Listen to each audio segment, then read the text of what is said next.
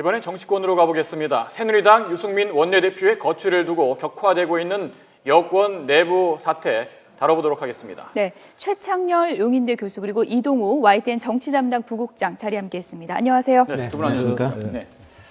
네, 지금 정치권 관심 또 국민들의 관심이 이 여권을 향하고 있습니다. 특히 어제 최고위원회의에서 유승민 대표의 거취 문제가 논의될 걸로 예상됐었는데 뚜렷한 결론이 지금 나오지 않았거든요. 어제 최고위원회의부터 정리를 한번 해볼까요? 예, 어제 최고위원회의가 이제 긴급하게 이루어진 거죠. 예. 오후 3시에 있었는데 한 2시간 정도 했었다고 합니다. 근데 여기서 지금 현재 새누리당의 최고위원이 대표 최고위원 김무성 대표를 포함해서 6명입니다. 예. 이 중에 한 5명 정도가 사퇴하는 것이 불가피하다. 유승민 원내대표가 어쨌든 당청 간의 갈등이 이렇게 불거졌고 예. 누군가는 책임을 져야 되는데 네. 유승민 원내대표가 책임지는 것이 가장 자연스럽고 좋은 것으로 보인다. 이렇게 얘기를 했다는 것이고 예. 김을동 최고위원만 좀 더 생각할 시간을 주는 것이 낫지 않겠느냐. 뭐 이런 의사를 피력했다는 겁니다. 물론 예. 나머지 당연직 최고위원은 유승민 원내대표하고 원유철 정책위 의장이 있습니다. 근데 당연히 뭐 원유철 정책위 의장도 시간을 더 줘야 된다. 이런 입장인 거죠. 어쨌든 그 최고위원들 6명 가운데 그 김무성 대표를 포함해서 5명 정도가 네, 이미 지금 그래픽으로 저희가 좀 정리를 했는데요. 유승민 원내대표의 사퇴가 불가피하다. 이런 의견을 피력한 거고 이에 대해서 유승민 원내대표는 잘 경청을 했다. 시간을 갖고 생각을 해보겠다. 이런 얘기를 했다는 겁니다. 네. 그러니까 조금 유승민 원내대표도 전보다는 좀 생각이 좀 달라진 거긴 하겠죠. 아무래도 예. 저 최고위원회의 절대 다수가 원내대표의 사퇴가 필요하다. 대승적 결단을 내려달라. 이렇게 촉구를 했기 때문에 예. 이걸 뭐 완전히 무시하기도 어려운 그런 상황에 처한 거죠. 이제 아무래도 네. 이제 지금 이제 숙고할 시간과 어떤 명분 이런 걸 찾으려고 지금 노력을 하는 그런 상황이다. 이렇게 볼 수 있겠습니다. 네. 그런데 최고위 이후에 김무성 대표도 사실상 입장이 좀 바뀐 게 아니냐 이런 얘기가 흘러나오고 있습니다. 먼저 김무성 대표의 발언 내용부터 좀 보겠습니다. 네, 당 대표로서 어떠한 경우라도 당의 파국은 막아야 한다. 나에게는 그런 의무가 있다라는 발언입니다. 최창렬 교수님, 네. 어떻게 해석해 볼 수 있을까요? 그래서 처음에는 김무성 대표가 유승민 원내대표 쪽에 어느 정도 그래도 퇴진을 막는 쪽에 이런 스탠스도 좀 읽혀졌었는데 예. 지금 방금 이제 화면에서 보신 것처럼 우리 이동우 국장 말씀처럼 어제 최고위원 회의 끝난 다음에는 분위기는 뭐 어쨌든 사퇴 쪽으로 기운 것만은 틀림없습니다. 지금 이제 저런 파국을 막아야 된다는 얘기 결국은 뭐 유승민 원내대표가 예. 사퇴한 수밖에 없는 게 아니냐라는 이 현실 정치적인 측면을 이제 강조한 얘기겠죠. 예. 근데 지금 이제 이 전반적인 상황을 보면서 말이죠. 대단히 이 상황 자체가 뭐 어떤 여권의 파국을 막아야 되기 때문에 예. 대통령과 원내대표의 갈등을 미친 이 상황 속에서 원내대표의 사퇴가 결국은 뭐 이제 그쪽으로 귀결될 가능성이 대단히 높아졌어요. 어제 긴급 최고위원 회의 이후에. 예. 그러나 중요한 건 유승민 원내대표가 어떠한 명분과 어떠한 시기에 물러나냐가 중요할 것 같아요. 지금 의총을 개최하느냐 마느냐. 원래 이제 친박계 의원들이 16명에게 서명을 받아서, 왜냐하면 지금 의원총회를 개최하려면 10분의 1의 서명을 받아야 되거든요. 160명이니까 새누리당 의원이. 예. 16명의 그 서명을 받아놨는데 의총 개최를 좀 꺼리고 있는 상황이거든요.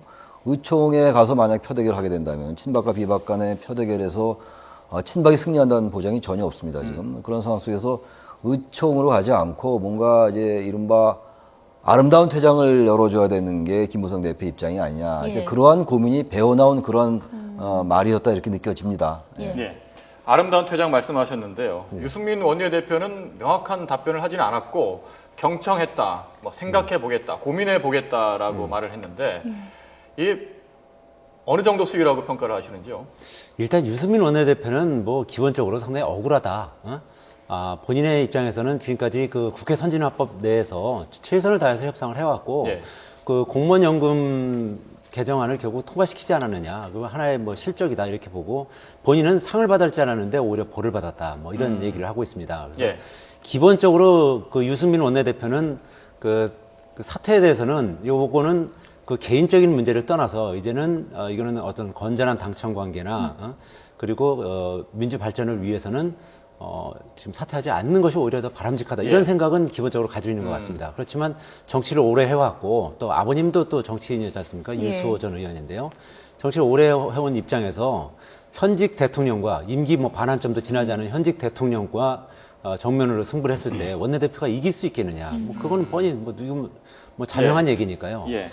이제 그런 부분은 시간을 두고서 더 이제 고민을 할 수밖에 없는 이제 그런 상황인 거죠. 초반에 강경화 입장에서 고민해보겠다는 말이 나온 거는 좀 사퇴 쪽에 무게가 실린 게 아니냐는 시각이 있는데 그렇게 보십니까? 어떻게 보십니까? 이제 그거는 이제 지금까지 예. 김무성 대표가 나름대로 이제 바람막이 역할을 해왔지 않습니까? 이제 그런 게 어느 정도 이제 김무성 대표 입장이 조금씩 변화되는 걸 좀 느끼다 보니까 네. 유승민 원내대표 입장에서도 이제 우군이 점점 이제 줄어든다는 이제 그런 일종의 위기감이랄까요? 뭐 그런 것도 느낄 수 있겠죠. 실제로 지난 25일 날 그 의원총회에 있었지 않습니까? 그 대통령이 거부권 행사한 예. 뒤에 그 새누리당이 어떻게 입장을 그 정할 것인지 그 의원총회를 했었는데 그 자리에서는 어쨌든 뭐 유승민 원내대표에 대해서 사실상 뭐 재신임하는 뭐 그런 절차가 있었지 않습니까? 예. 뭐 김무성 대표는 그에 대해서 뭐 재신임한 건 아니다라고 이렇게 예. 이제 명확히 밝히고는 있습니다만 그 전날 그 김무성 대표의 측근인 김성태 의원하고요. 예. 그다음에 그 지금 현재 조혜진 원내수석부 대표가 예. 새누리당 의원들에게 일제히 다 전화를 돌렸다는 겁니다. 어. 이건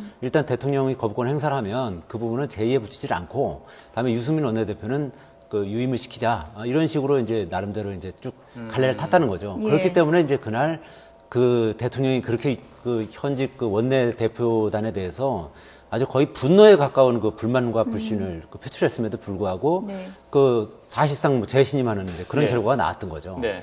그런데 막상 그 25일 지나고 나니까 청와대의 의중이 뭐 간단치 않다는 거를 이제 김무성 대표도 알게 된 거죠. 그러니까 김무성 대표 입장에서는 뭐 선택을 해야 되는 거죠. 예. 이제 대통령을 선택할 것인지 아니면 유승민 원내대표를 선택할 예. 것인지.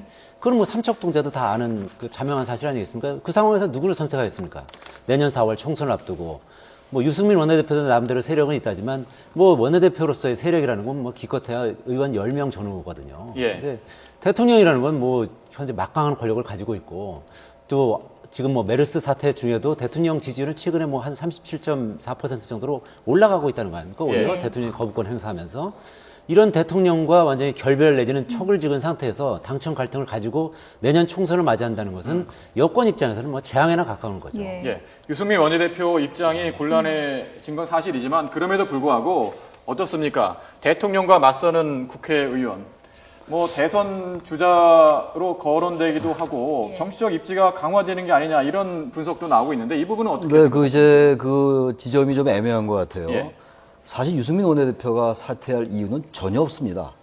왜냐하면 유승민 원내대표는 어쨌든 의원들이 유권자였던 그 의원총회에서 예. 선출로 해서 원내대표 자리에 앉은 거란 말이죠. 그리고 이번에 공무원연금법 개정안과 연계시켰다 해가지고 국회법 개정안이 또 행정입법을 이제 상권 분립을 침해한다 이런 이유 때문에 거부권 행사됐고, 사실 근데 그러나 지금 이제 거부권 행사가 옳으냐 그르냐의 논점은 이미 지났거든요. 여권 내 그 내전 상황으로 이제 이게 권력 투쟁으로 변질됐단 말이죠. 예. 이 상황 속에서 원내대표가 지금 우리 잘 설명해 주신 바와 같이 현실적인 방법은 뭐 사퇴밖에 없는 게 아니냐 이런 기류가 지금 읽히는 거란 말이죠.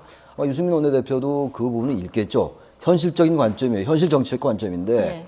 우리가 다시 언론으로 돌아와서 볼 때 과연 유 대표가 왜 사퇴를 해야 되는지 아마 본인도 모를 겁니다. 아마 단 현실 정치가 그렇다라고 그러니까 이제 그쪽으로 이 분위기가 잡힌다는 얘기인데, 아까 지금 말씀하신 유승민 원내대표에 대한 사퇴에 대한 여론은 지금 반반 정도인 것 같아요. 압도적으로 유승민 원내대표가 대통령을 가게 세우면 안 되니까 사퇴해야 된다. 이건 전혀 아니란 말이죠. 예. 그 첫날 나왔던 그 여론조사가 대통령 거부권 행사 6월 25일 날 이후에 나왔던 게 그때 설문의 내용은 거부권 행사에 찬성하십니까 반대하십니까 였거든요. 예. 그 대통령이 원내대표를 직격하면서 나가라라는 것에 대한 찬반의 설문은 아니었어요. 그래서 그 부분이 이제 혼재되면 안 될 것 같고, 아무튼간 유승민 원내대표가 어떠한 모양새를 취하냐에 따라서 비굴하게 퇴진할 수 있고, 그렇지 않고 자리 계속 버티기는 좀 어려운 게 현실인 것 같고 말이죠. 그렇다면 어떤 명분을 가지고 또 그리고 그 이튿날인가 아주 사과를 굉장히 세게 사과했잖아요. 화끈하게 사과를 했지 않습니까? 예. 뭐 허리를 90도 각도로 굽히려 했는데, 그러한 모습으로 사퇴하면요 명분 없게 사퇴하는 거예요. 자기는 사퇴할 이유가 사실상 별로 없는 건데도 불구하고 현실 정치적 관점에서 사퇴해야 된다 하더라도 말이죠, 뭔가 명분을 가지고 당당하게 사퇴를 해야 될 거 아닙니까? 근데 그 시기를 찾는 게 아니냐. 어떤 명분이 있을 수 있을까요? 명분 그거였죠. 당과 청과의 관계, 여권의 분열을 나는 좌시할 수가 없다. 예. 집권당의 원내대표로서 메르스도 이렇게 예. 지금 아직 진전되지도 않았는데, 이렇게 원내대표로서 어쨌든 간에 갈등이 한 축에 있는 것에 대해서 사과한다. 이렇게 간다면은 그러면 솔로몬의 심판 같은 게 될 수가 있겠죠. 국민들이 보기에. 예. 그런 명분 찾을 수가 있을 것 같긴 합니다. 예, 만약에 유승민 원내대표가 끝까지 버틴다. 예. 자진 사퇴도 하지 않고 한번 끝까지 버텨본다면은 어떻게 되는 겁니까? 새누리당 내부가 최고위원들이 동반 사퇴하면서 지도부가 뭐 집단 행동에 나설 수가 있는 건지 어떻게 예측하시는지요? 야, 그 경우는 사실 뭐 상상하기가 쉽지는 않은데요. 예. 뭐 아까 말씀드렸듯이 그 원내대표가 그 현직 대통령과 이렇게 갈등을 빚으면서 계속 자리를 유지하는 건 쉽지가 않은 상황입니다. 더군다나 아시다시피 유승민 원내대표 지역구는 대구 동울입니다. 그 2004년인가요? 그 유승민 원내대표가 그 한나라당 당시 그 박근혜 대표의 대표 비서실장 하면서 예. 그 대구 동울에 비례대표였던 의원을 갖다가 지역구 의원으로 시켜줘서 지역구에 공천을 받아서 그 당선돼야지 예. 지금까지 거기서 3선을 한 거거든요. 예. 사실 지역 기반이 별로 없었습니다만 거기서 지금까지 그렇게 해서 이제 성장을 해온 건데 그런 유승민 원내대표가 그 대통령과 그 계속 각을 세우면서 자리를 유지한다는 것은 현실적으로는 그냥 상상은 해볼 수 있습니다만 현실적으로는 대단히 어렵습니다. 예. 현실적으로는 뭐 지금 당장 당정청 그 회동도 청와대가 거부하고 있지 않습니까? 예. 그런 그 당정청 회동을 거부당하는 원내대표를 어떤 그 정부 관료가 인정을 할 것이고 어떤 의원이 그 원내대표로서 인정을 할 수가 있겠습니까? 이게 정치라는 거는 명분과 현실은 또 엄연히 다른 거거든요. 예. 명분에 있어서는 아까 말씀드린 것처럼 어떤 수평적 당청 관계 이런 측면이고 또 뭐 민주 발전 이런 측면에서는 유승민 원내대표가 명분을 쥐고 있을지 모르겠지만 그 현실 정치에 있어서는 뭐 상당히 불리한 위치에 있다. 네. 그리고 특히 이제 내년 총선을 앞두고 그 지금 의원들은 새누리당 의원들은 내년 20대 총선에서 공천을 받을 수 있을지 못 받을지 이제 그분이 굉장히 중요한 거 아니겠습니까? 그렇죠, 예. 그럼 예를 들면 어제 20명 정도의 그 재선 의원들이 예. 유승민 원내대표를 지지하는 그 성격의 성명을 발표했습니다. 근데 그 중에 일부 의원들조차도 그거는 이제 원론적인 얘기고 그 결국 그 이렇게 당청 관계가 갈등 상황으로 가면 그건 곤란하다.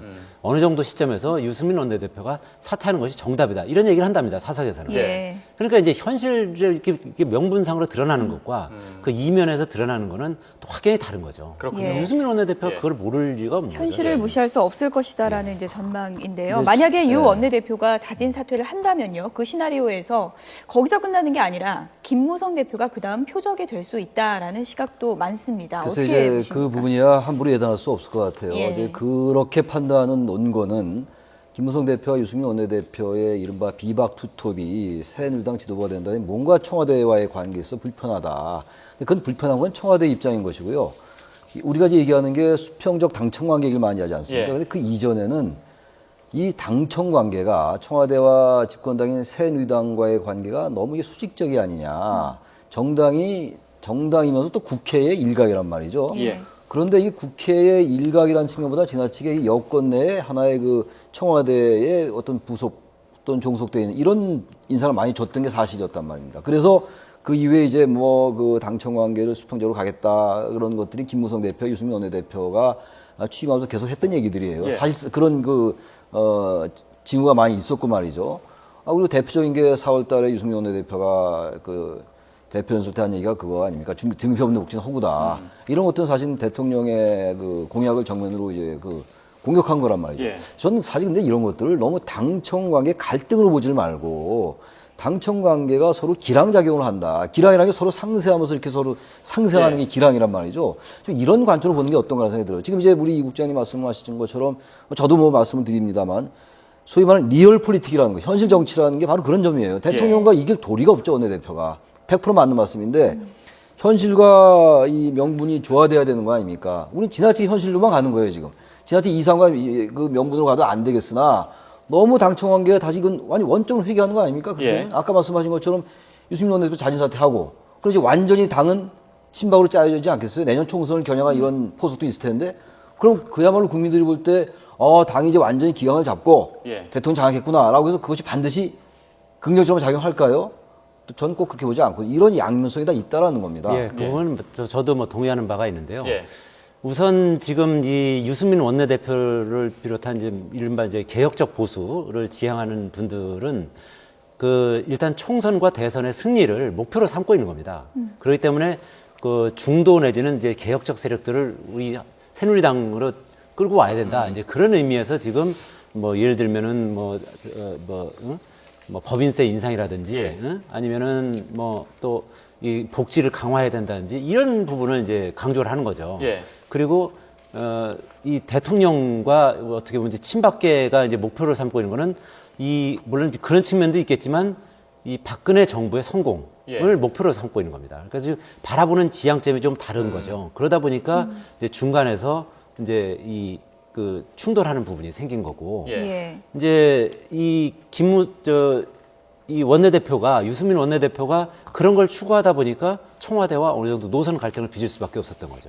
청와대는 그런 부분이 자기 정치를 하는 걸로 예. 비친 거고. 예. 그리고 실제로 이제 유승민 원내대표가 아까 말씀하셨듯이 뭐 법인세 부분이라든지 아니면 뭐 고고도 방어 체계, 미사일 방어 체계, 사드 있지 않습니까? 예. 사드도 청와대와 정부는 로우키를 가자는 건데 계속 공론화를 주장을 했던 거 아닙니까? 그리고 또 결정적으로 이 국회법 개정안 같은 경우도 이거 통과되면 안 된다. 이거 위헌이다. 예. 행정부가 아무런 일도 할 수 없다. 이런 생각을 가지고 있으면서 경고를 했음에도 불구하고 강행을 시킨 거거든요. 통과시킨 거거든요. 지난 29일 날 새벽 3시 40분에 통과시킨 겁니다. 예. 그러니까 이런 부분은 이런 그 원내대표와는 같이 일할 수 없다. 이런 게 이제 청와대는 아주 강력한 생각을 갖게 된 거죠. 예, 뭐 시간상 마지막 질문 드려야 될 것 같은데요. 오늘 정해 국회의장이 다음 달 6일 국회법을 제의하겠다 이런 말을 했는데 뭐 김무성 대표도 거기에 대한 입장을 밝혔고 예. 국회법 개정안 어떻게 될 걸로 예측하십니까? 이제 오늘 이제 국회법 개정안에 6일 날 이제 제의에 붙이기로 하지 예. 않았습니까? 그래서 새누리당은 일단 참석을 하기로 했습니다. 그러니까 예. 참석은 하되 표결에는 참석 안 할 가능성이 매우 높습니다. 그래서 이 부분은 새누리당은 당론을 이렇게 정했다. 표결에는 참석하지 않고 일단 그 새누리당의 입장을 밝히는 아마 그런 수순을 갈 가능성이 높은데요. 이거는 150명 이상 이것이 다시 통과되려면은 예. 거부권을 이제 행사한 뒤에 다시 통과되려면 과반수가 찬성하고 3분의 2가 찬성해야 됩니다. 예. 근데 새누리당 의원이 160명이기 때문에 160명이 예. 다 투표를 안 하게 되면 이거는 이제 정족수 부족을 해서 자동으로 표결 불성립이 됩니다. 그러면서 19대 국회 폐기되면서 19대 국회가 종료되면서 예. 자동 폐기되는 그런 수순을 가게 되는 네, 거죠. 자동 폐기 가능성이 높다고 보셨군요. 지금까지 최창렬 용인대 교수, 이동호 YTN 정치 담당 부국장이었습니다. 두 분 고맙습니다. 고맙습니다.